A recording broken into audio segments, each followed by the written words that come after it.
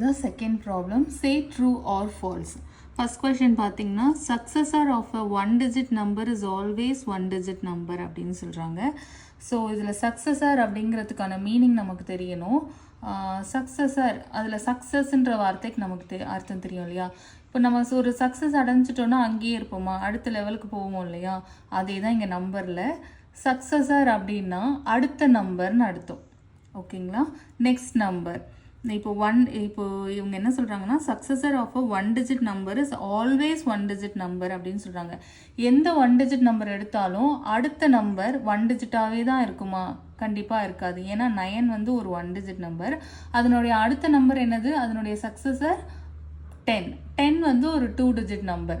So இவங்க சொல்கிற statements true கிடையாது, ஃபால்ஸ். அடுத்து predecessor of a 3 digit